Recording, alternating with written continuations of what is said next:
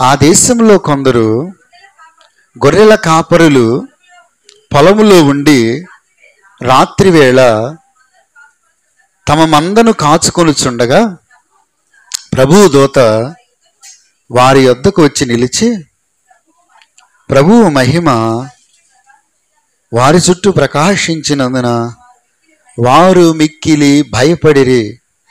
అయితే ఆ దూత, భయపడకుడి, ఇదిగో ప్రజలందరికీ కలగబోవు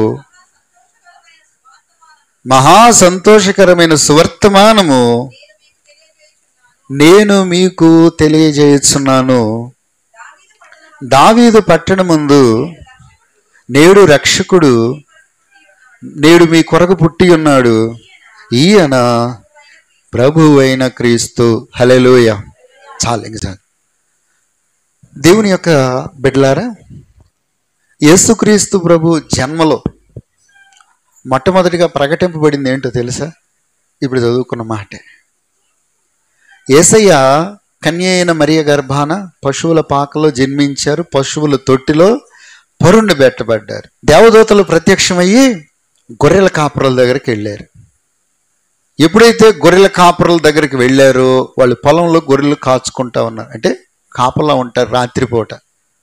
పగలంతా గొర్రెలు కాచుకుంటారు, రాత్రిపూట మందను ఒక చోటగా చేర్చుకొని కాపుదలుగా ఉంటారు. ఇప్పుడు జరుగుతున్న విషయం ఏంటంటే, ఎప్పుడైతే దేవదూతలు వాళ్ళ దగ్గరికి వెళ్ళారో గొప్ప వెలుగు వాళ్ళ చుట్టూ ప్రకాశించిపోయి వాళ్ళల్లో మిక్కిలి భయం కలిగినప్పుడు ఏమంటారు తెలుసా? భయపడకుడి. హల్లెలూయ. భయపడద్దు. ఎందుకో తెలుసా? దావీదు పట్టణమందు నేడు రక్షకుడు మీ కొరకు పుట్టి ఉన్నాడు. ఈయన ప్రభు అయిన క్రీస్తు. హల్లెలూయ. ఇదండి మొదటి వర్తమానం. దేవదూతలు ఈ భూమి మీద యేసు ప్రభు పుట్టిన తర్వాత ప్రకటించిన మొట్టమొదటి వర్తమానం ఏంటంటే, భయపడొద్దు, మీ కొరకు రక్షకుడైన క్రీస్తు పుట్టాడు. ప్రియమైనటువంటి దేవుని బిడ్డలారా, మన జీవితం, మానవ జీవితం అంతా భయాలతో కూడింది. అవునా కాదు? వాస్తవం కాదు? ఎన్నో సేవకుడు నేనుంటాయి, ఎన్నో భయాలు ఉంటాయి నాకు. నిజం, ఎన్నో భయాలు ఉంటాయి. పరిచర్య భయం, కుటుంబ భయాలు, ఎన్నో చుట్టూ పరిస్థితులు భయం.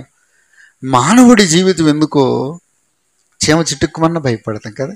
మీరు అలా కూర్చొని ఉన్నారు, గమక్కున ఏదన్నా, అవునా, పక్క మనిషి గట్టిగా తగ్గినా కానీ భయపడిపోతాం. అంటే ఇంట్రెస్ట్గా వింటా ఉన్నాం అనుకోండి, పక్కన మనిషి ఏదన్నా అంటే. మానవుని జీవితం ఎందుకో భయాలతో నింపబడింది.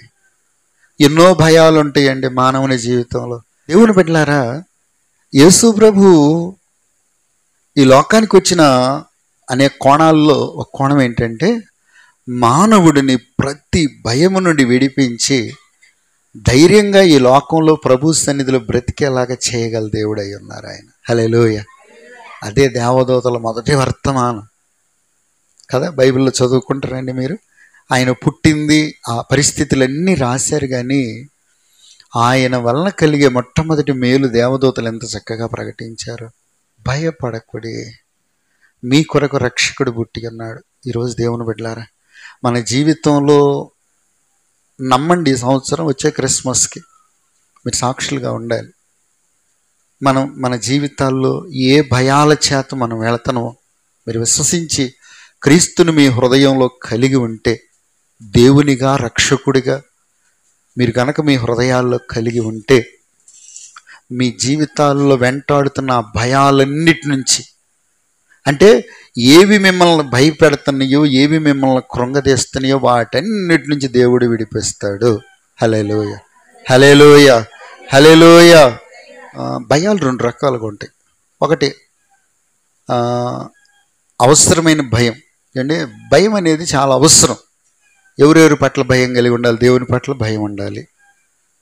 రెండోది తల్లిదండ్రుల పట్ల భయం ఉండాలి, గురువు పట్ల భయం ఉండాలి, పెద్దల పట్ల, సంఘం పట్ల, సేవకుల పట్ల. అవునా? ఈ భయం అనేది తప్పకుండా ఉండాలి. కానీ కొన్ని అనవసరమైన భయాలు ఉంటాయి. కొన్ని ఏమంటాయి? అనవసరమైన భయాలు ఉంటాయి. అర్థమవుతుందా? కొన్ని మన మీదకి వచ్చి పడే భయాలు ఉంటాయి. వీటన్నిటి నుండి యేసు ప్రభు అంటాడు, నేను మిమ్మల్ని విడిపిస్తాను. పరిశుద్ధ గ్రంథంలో కొంతమంది భయపడి వాళ్ళ జీవితాలు ఎట్లా విడుదల పొందారు చూద్దాం. ఏలియా అనేటువంటి ఒక దైవజనుడు ఉన్నాడండి. ఈ ఏలియా చాలా గొప్ప ప్రవక్త, సాధారణ ప్రవక్త కాదండి. అగ్ని కురవమంటే అలా కురిసింది. హల్లెలూయా. యెజబెలు తన ప్రవక్తలను చంపినందుకు ఒక లేఖ రాసింది, రేపు ఈ పాటికి నా ప్రవక్తలాగా నేను చంపకపోతే నా పేరు యెజబెలు కాదు. అంత గొప్ప ప్రవక్త ఎందుకో గుండెల్లో భయం వచ్చేసి ఊరు వదిలిపెట్టి పారిపోతున్నాడు. అడవుల్లో పారిపోయాడు. తన శిష్యుడిని కూడా అన్నాడు, ఇక్కడ ఉండు. వెళ్ళిపోయాడు. ఒక బదరీ వృక్షం ఉంటే ఆ చెట్టు కింద కూర్చొని ప్రార్థన చేస్తున్నాడు. అయ్యా, మరణ భయం. ఆ వ్యక్తిలో ఉన్న భయం ఏంటి? చంపుతుందేమో. ఒక్కొక్క మనిషిలో ఒక్కొక్క భయం ఉంటుందండి. ఏలియాలో పుట్టిన భయం ఏంటి? మరణ భయం.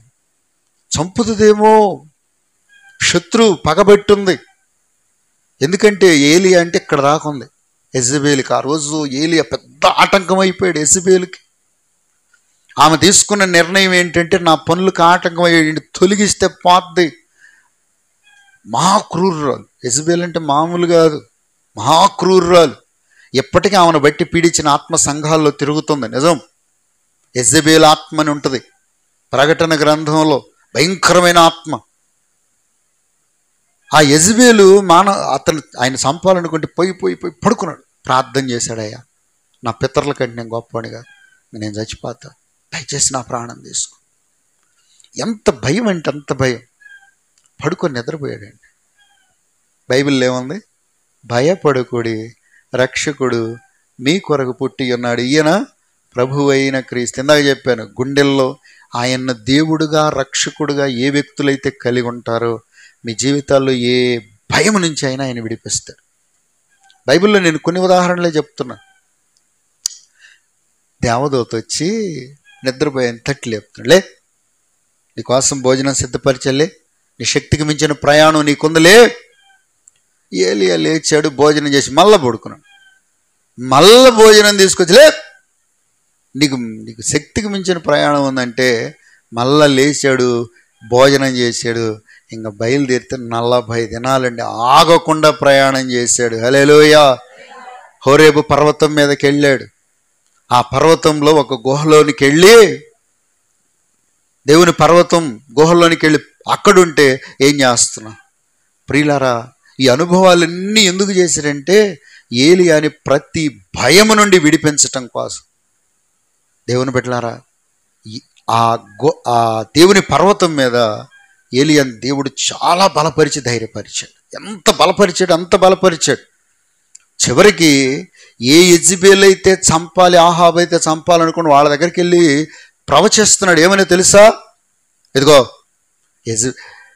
ఆహాబు, ఎక్కడైతే నాబోతు రక్తాన్ని కుక్కలు నాకే, నీ రక్తం అక్కడ నాకుతుంది. యెజబెలు అంటాడు, నీ మాంసాన్ని కుక్కలు తింటాయి.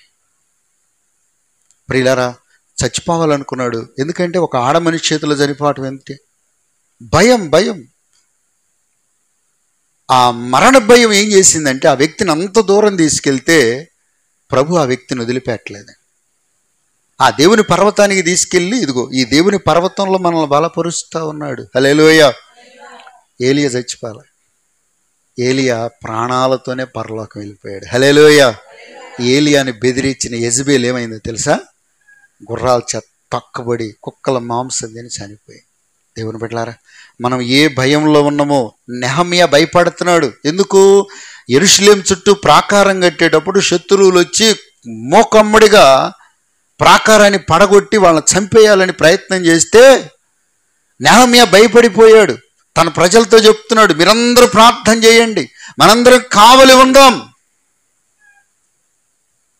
నెహమ్యా భయం, నెహమ్యా భక్తులే, కానీ భయపడలేదా? చెప్పండి. వాళ్ళు మహాభక్తులే, వాళ్ళ జీవితాల్లో కూడా భయం ఉన్నాయి. మనం అంత భక్తులం కాదు. మరి మన జీవితాల్లో ఎన్ని భయాలు ఉంటాయి? భయం. ప్రియులారా, ఎప్పుడైతే నెహమ్యా ప్రార్థన చేశాడో దేవుడు హస్తం చాపబడింది. శత్రువులు ఎక్కడోళ్ళు అక్కడ తొలగిపోయారంతే. హల్లెలూయా. ఎంత ఆటంకం కలుగు చేశారో 52 రోజుల్లో ఆ ప్రాకారం యొక్క పని పూర్తి అయిపోయింది. పౌలు ఒకానొకసారి కొరింథీయులు ఎంత భయపడ్డాడో తెలుసా? నేను లేఖనాలు చూపించట్లేదు కానీ అవన్నీ చెప్తున్నాను అన్నాడు. కొరింథీయులు ఆయనకి ఎన్నో ఆటంకాలు వచ్చినాయి, ఎన్నో ప్రమాదాలు వచ్చినాయి. సేవలో ఇక కొరింథీయులు చేయలేమనుకుంటే ఒకానొక రోజు రాత్రి దేవుడు బలపరుస్తున్నాడు, భయపడబాక, ఈ పట్టణంలో నాకు బహుజనం ఉంది, నువ్వు ధైర్యంగా మాట్లాడు, నీ మీదకి వచ్చే వాళ్ళ చేతిలో నుండి నేను తప్పిస్తాను. హల్లెలూయా, హల్లెలూయా. నిజమండి, కొరింథీ పట్టణంలో చాలా మందిని సంపాదించాడు పౌలు గారు.